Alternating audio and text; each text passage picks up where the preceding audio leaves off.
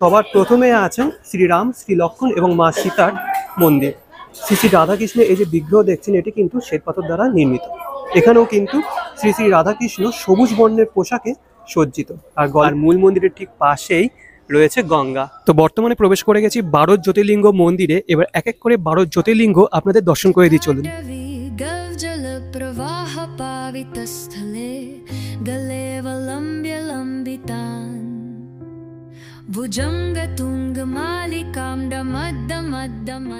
আজ শ্রাবণ মাসের দ্বিতীয় সোমবার, আর দ্বিতীয় সোমবার উপলক্ষে আমি আপনাদের নিয়ে যাব এমন এক শিব মন্দিরে, যে মন্দিরে আপনারা দর্শন করতে পারবেন 12 জ্যোতির্লিঙ্গ, তার সাথে পশ্চিমবঙ্গ সহ পূর্ব ভারতের সর্বোচ্চ শিব মূর্তি। হ্যাঁ, আজকে আমি চলে যাচ্ছি হাওড়া জেলার শালকিয়াতে অবস্থিত নয়া মন্দির বা নতুন মন্দির বা বাবা বঙ্গেশ্বর শিব মন্দির। মন্দির রিলেটেড সমস্ত তথ্য আপনারা এই ভিডিওতে পেয়ে যাবেন, যেমন কি করে পৌঁছবেন, কটা থেকে কটা অবধি খোলা থাকে এই মন্দির, সবকিছু। ভিডিওটি দেখে যদি ভালো লাগে তাহলে অবশ্যই লাইক, কমেন্ট, শেয়ার এবং সাবস্ক্রাইব করে আমাকে আশীর্বাদ অবশ্যই করতে হবে। তো চলুন রওনা দেওয়া যাক বাবার মন্দিরে। সবার প্রথমে আসি লোকেশন নিয়ে। যারা হাওড়ায় থাকেন তারা আশা করি কি করে পৌঁছবেন সকলেই জানেন। আর যারা শিয়ালদা লাইন থেকে যাবেন তারা চেষ্টা করবেন দমদম জংশন থেকে চক্ররেল ধরার। চক্ররেল ধরে আপনাদের নামতে হবে শোভাবাজার স্টেশনে। আর যদি ট্রেনটা না পান তাহলে সেক্ষেত্রে আপনাদের শোভাবাজার মেট্রোর থেকে শোভাবাজার আহিরিটোলা ঘাট পর্যন্ত যাওয়ার অটো ধরতে হবে। আর এখন আমি দাঁড়িয়ে আছি দমদম জংশনে, আর প্রচণ্ড বৃষ্টি হচ্ছে, দেখতেই পাচ্ছেন ছাতা নিয়ে দাঁড়িয়ে আছি। বর্তমানে দাঁড়িয়ে আছি দমদম জংশনে। আমি ধরবো হাবড়া মাঝেহাট লোকাল। 3:06 দমদম থেকে টাইম। ওই 20 মিনিট মতন সময় লাগবে শোভাবাজার পৌঁছতে।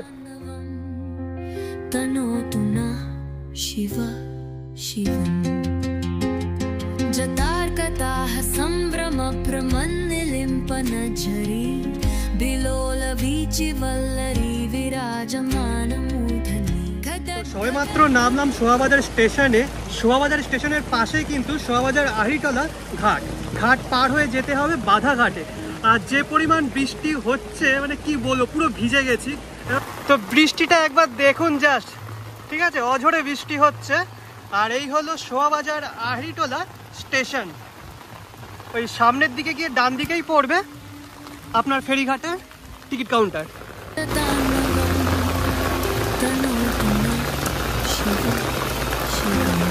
সামনেই রয়েছে শোভাবাজার আহিরিটোলা ফেরিঘাট, আর এর ঠিক মুখোমুখি রয়েছে বাবা বঙ্গেশ্বর শিব মন্দির। জুম করে আপনাদের দেখাচ্ছি, দেখুন। এই যে এটা হলো বঙ্গেশ্বর শিব মন্দির। আর বৃষ্টি হচ্ছে, ওপারে কিছুই দেখা যাচ্ছে না ঠিক করে। আচ্ছা, বলে রাখি ফেরিঘাট পার হতে টিকিট মূল্য পড়লো 8 টাকা পার হেড।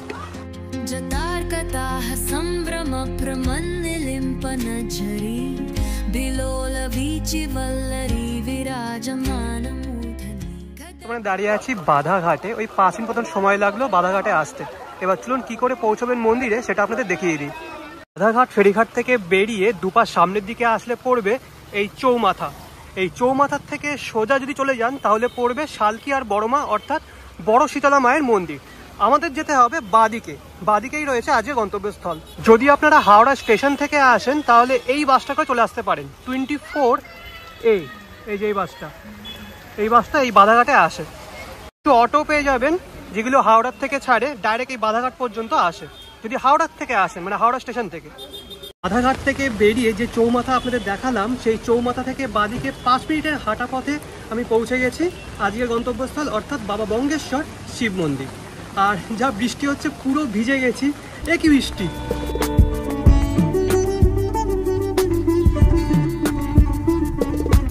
এটা হলো মন্দিরে প্রবেশ করার মেন প্রবেশদ্বার, বিশাল বড় একটা তোরণ। আর বলে রাখি মন্দিরটা কিন্তু একটা সময়ের পর বন্ধ হয়ে যায় অন্য দিনে, কিন্তু আজকে যেহেতু শ্রাবণ মাসের দ্বিতীয় সোমবার তাই সব সময় খোলা রয়েছে, কারণ প্রচুর ভক্ত আসছেন, এসে বাবার মাথায় জল ঢালছে। এই যে সকাল 5টা থেকে দুপুর 12টা পর্যন্ত, তারপরে সন্ধ্যে 4টে থেকে 9টা পর্যন্ত, এটা হচ্ছে টাইমিং। আর 1 অক্টোবর থেকে 31 মার্চ পর্যন্ত 5:30 থেকে 12টা পর্যন্ত। আর এখানে অনেক নিয়মাবলী লেখা আছে, আপনারা চাইলে পজ করে স্ক্রিনশট নিয়ে নিতে পারেন। তো এবার চলুন প্রবেশ করা যাক মূল মন্দিরে।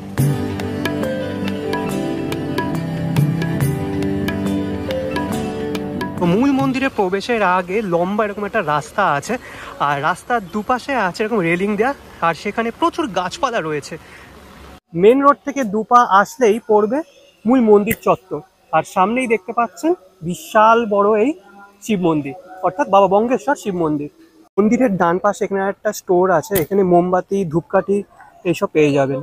সামনেই রয়েছে মূল মন্দির।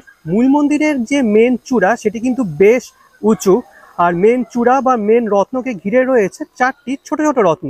আর বলে রাখি, মন্দিরের সামনে কিন্তু অপূর্ব একটি বাগান মতো আছে, আর বাগানের মাঝখানে আছে একটি ফোয়ারা। এই যে মন্দিরে প্রবেশের আগে আপনাদের জুতো এখানে খুলতে হবে। আর এই পাশে একটা বড় বিল্ডিং আছে, বিল্ডিং এর পাশে আছে শৌচালয়। এই বিল্ডিং এ মোটামুটি যারা এই মন্দিরে যারা পুরোহিত মশাই তারাই থাকেন। তো চলুন সামনের দিকে এগোনো যাক।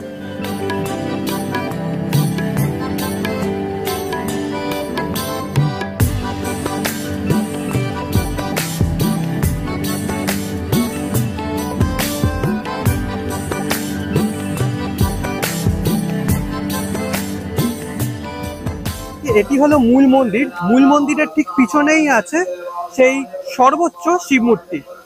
তো চলুন আগে মন্দিরটা দর্শন করে নিই।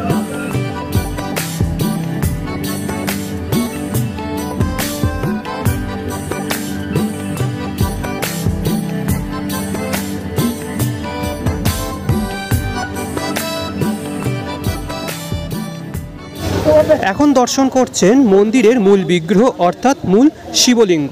অসম্ভব সুন্দর গর্ভগৃহটা, কিন্তু খুবই জাঁকজমক আর খুবই আলোয় ভরপুর। আর এই যে রইল কোষ্ঠীপাথর দ্বারা নির্মিত শিবলিঙ্গ। এর সামনে আছে বিশাল বড় সুন্দর আর পরিষ্কার পরিচ্ছন্ন একটি নাট মন্দির।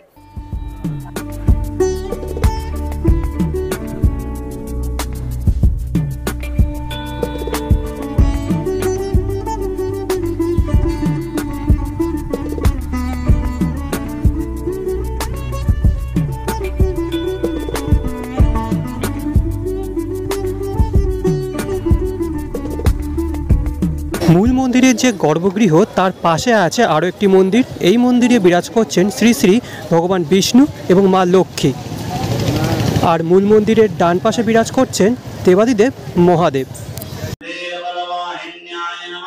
মন্দিরের পিছনের দিকে বাঁ দিকে রয়েছে বজরংবলীর একটি মূর্তি, মানে মন্দির। দেখুন খুব সুন্দর, কিন্তু শ্বেত পাথর দ্বারা নির্মিত এই মূর্তিটি। বলির মন্দিরের ঠিক অপোজিটেই আছেন মা শেরাওয়ালি। কোন মন্দিরটা পরিষ্কার পরিচ্ছন্ন করছেন, তাই ঢেকে রেখেছে। মন্দিরের ঠিক পিছন দিকেই আছে মহাদেবের সর্বোচ্চ মূর্তি। আর এটি কিন্তু শুধু পশ্চিমবঙ্গ বলেই নয়, এটি পুরো ভারতের সব থেকে বড় শিব মূর্তি, যার উচ্চতা 51 ফুট। চলুন দেখিয়ে দিচ্ছি।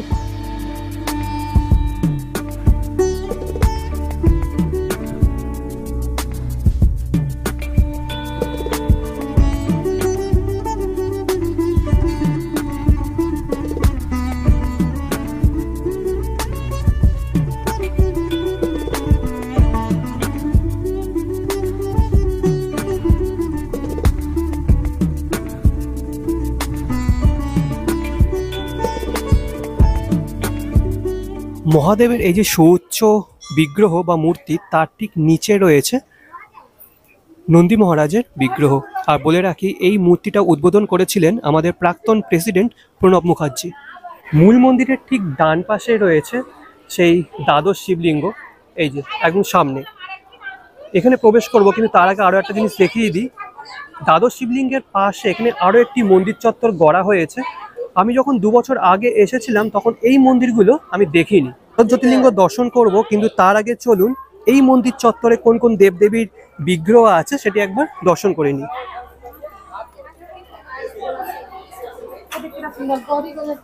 তো সবার প্রথমে আছেন শ্রীরাম, শ্রী লক্ষ্মণ এবং মা সীতার মন্দির, এই যে। আর এপাশে আছেন বজরংবলী।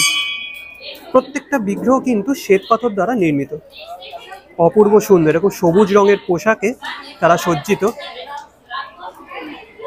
মন্দিরের ঠিক পাশেই আছে শ্রী শ্রী রাধাকৃষ্ণের মন্দির। শ্রী শ্রী রাধাকৃষ্ণের এই যে বিগ্রহ দেখছেন, এটি কিন্তু শ্বেত পাথর দ্বারা নির্মিত, খুব সুন্দর, অপূর্ব। এখানেও কিন্তু শ্রী শ্রী রাধাকৃষ্ণ সবুজ বর্ণের পোশাকে সজ্জিত, আর গলায় রয়েছে রজনীগন্ধা ফুলের মালা, অপূর্ব লাগছে। রাম মন্দির আর শ্রী শ্রী রাধাকৃষ্ণ মন্দিরের ঠিক পাশেই আছে শ্রী শ্রী খাটু শ্যাম বাবাজির মন্দির। খাটু শ্যাম বাবাজির মন্দিরের ঠিক পাশে আরও একটা মন্দির আছে। এখানে যে বিগ্রহ আছে তাকে আমি সঠিক চিনি না, আপনারা যারা ভিডিওটি দেখছেন অবশ্যই কমেন্ট বক্সে কমেন্ট করে জানাবেন যে ইনি কে। এরকম একটা রথের মতন বেদির মধ্যে তিনি বিরাজমান। মন্দিরের পাশে থাকা এই ছোট ছোট মন্দিরগুলো আপনাদের দর্শন করিয়ে দিলাম। এবার চলুন দর্শন করা যাক 12 জ্যোতির্লিঙ্গ। জ্যোতির্লিঙ্গর আগে একটা প্রবেশদ্বার আছে। এই প্রবেশদ্বারটা কিন্তু অসম্ভব সুন্দর করে সাজানো আছে। দেখতে পাচ্ছেন একটা পাহাড়ের মতন স্ট্রাকচার তৈরি করা, আর একদম উপরে মাঝখানে আছেন দেবাদিদেব মহাদেব, আকাশের দিকে তিনি তাকিয়ে আছেন এই যে। আর তার নিচে আছেন মা গঙ্গা, দেখুন অপূর্ব সুন্দর। আর এই যে পাহাড়ের মতন স্ট্রাকচার, এটি দেখে মনে হচ্ছে সত্যিকারের পাহাড়, ঠিক আছে। তো দুটো প্রবেশদ্বার আছে, একটা এদিকে আর একটা এদিকে। তো যে কোনো একটা দিয়ে প্রবেশ করব, চলুন বাদিক দিয়ে প্রবেশ করি।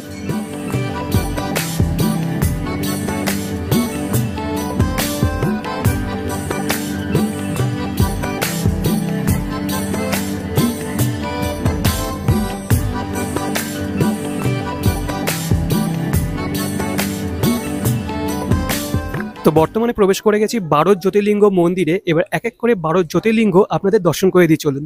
প্রবেশ করেই প্রথমে যে জ্যোতির্লিঙ্গর মন্দির আপনি দেখতে পাবেন সেটি হলো সোমনাথ মন্দির। এই দেখুন এখানে রয়েছে শিবলিঙ্গ, শিবলিঙ্গের উপরে দেবাদিদেব মহাদেবের এরকম মূর্তি রয়েছে, আর তার পিছনে আছেন নাগরাজ। সোমনাথ মন্দিরের ঠিক পরেই আছে আরেক জ্যোতির্লিঙ্গ যেটি হলো মহাকালেশ্বর, এই দেখুন। আর এই মন্দিরটা এরকম ব্ল্যাক কালারের তৈরি। কালেশ্বরের পরে আছে মল্লিকার্জুন জ্যোতির্লিঙ্গ, শীর্ষে হলুদ বর্ণের, তারপরে এরকম গেরুয়া বর্ণের। এখানেও কিন্তু গৌরীপট্টের মধ্যে শিবলিঙ্গ রয়েছে, পিছনে আছে নাগরাজ।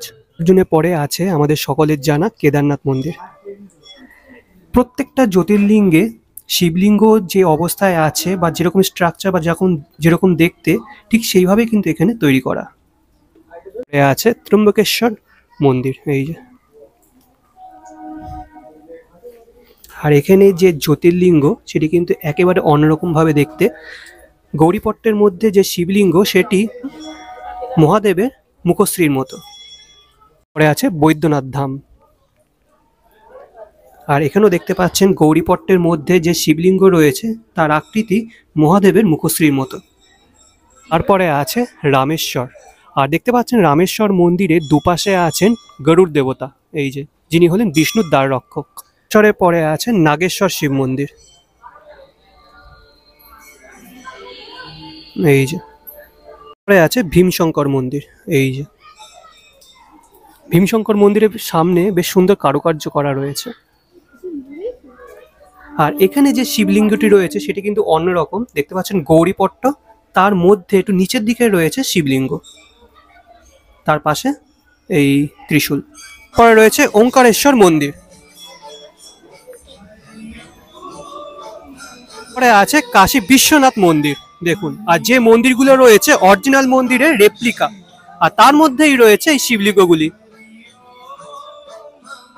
আর শেষে রয়েছে ঘুরমেশ্বর মন্দির, এই যে লাল বর্ণের।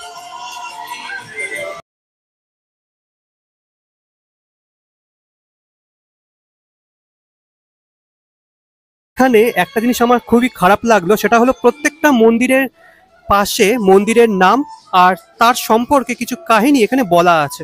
খুবই ভালো জিনিস, কিন্তু বাঙালিরা এটা পড়তে পারবে না, কারণ বাংলায় লেখা নেই। সমস্ত মন্দিরের পাশে এরকম হিন্দিতে লেখা রয়েছে, বাংলায় লেখা থাকলে ভালো হতো।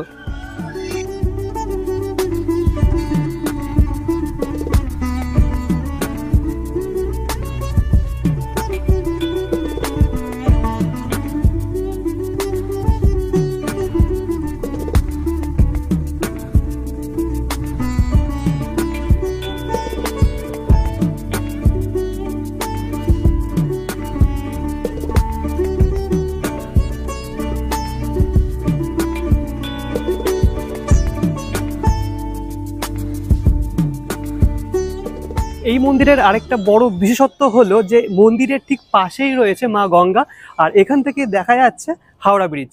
মূল মন্দির আর মূল মন্দিরের ঠিক পাশেই রয়েছে গঙ্গা। এই দেখুন, অসাধারণ ভিউ, অসাধারণ ভিউ। আর দূরেই রয়েছে হাওড়া ব্রিজ, দেখুন। আর আরও একটা কথা আমার বলতেই হবে, গোটা মন্দির চত্বর খুবই পরিষ্কার পরিচ্ছন্ন। এটা কিন্তু 2 বছর আগে আমি যখন এসেছিলাম তখনও ঠিক এরকম পরিষ্কার পরিচ্ছন্ন ছিল, আর 2 বছর পরে যখন এখন এসেছি এখনও খুব পরিষ্কার পরিচ্ছন্ন। অনবরত এই মন্দিরে যারা স্টাফসরা আছেন তারা কিন্তু পরিষ্কার করে যাচ্ছেন, ঠিক আছে, খুবই ভালো লাগলো বিষয়টা। আছি মন্দিরের ডান সাইডে, এই নবনির্মিত এই মন্দিরের সামনে। আর দেখতে পাচ্ছেন এখান থেকে মহাদেবের যে মূর্তিটি সেটি কিন্তু অসম্ভব সুন্দর লাগছে। এখন যদি রোদ্দুর উঠতো তখন কিন্তু আরো বেশি সুন্দর লাগতো, ঠিক আছে। তো যাই হোক, বৃষ্টির মধ্যেও কিন্তু বাবাকে খুব সুন্দর লাগছে, দেখুন। আর বলে রাখি, বাবার মাথার জটার থেকে মানে জল বের হয়, জল নির্গত হয়, এখন বন্ধ আছে ওটা, দেখুন। 51 ফুট উঁচু বাবার এই মূর্তি। আচ্ছা, তো এই ছিল গঙ্গার ধারে অবস্থিত ন্যায় মন্দির বা নতুন মন্দির বা বাবা বঙ্কেশ্বর শিব মন্দির। কেমন লাগলো ভিডিওটি অবশ্যই কমেন্ট বক্সে কমেন্ট করে জানাবেন। যদি ভালো লেগে থাকে তাহলে অবশ্যই লাইক, কমেন্ট, শেয়ার এবং সাবস্ক্রাইব করে আমাকে আশীর্বাদ অবশ্যই করতে হবে। নেক্সট ভিডিও খুব তাড়াতাড়ি আসছে। আনটিল দিন ভালো থাকবেন, সুস্থ থাকবেন। আজকের জন্য বিদায়।